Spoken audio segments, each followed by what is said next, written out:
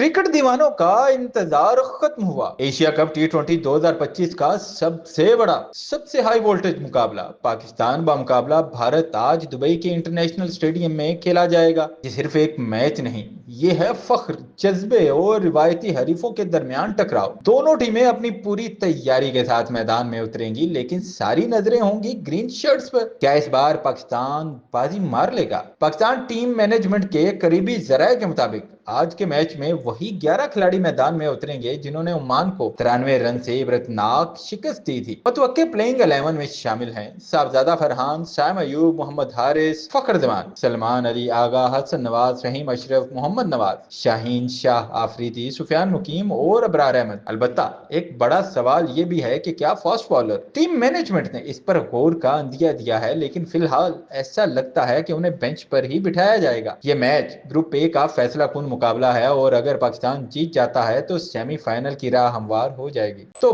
बांध लीजिए seat belt, निकाल लीजिए सब्ज परचम, क्योंकि आज दुबई में नहीं, दिलों में तूफान उठने वाला है। क्या शाहीन एक बार फिर भारतीय सुरमाओं को जेर करेंगे या एक और सनसनीखेज बाब लिखा जाएगा क्रिकेट की इस अजीम तरीन रिवायती जंग में? जवाब सिर्फ वक्त देगा, लेकिन एक बात तय है, आज की रात यादगार होगी।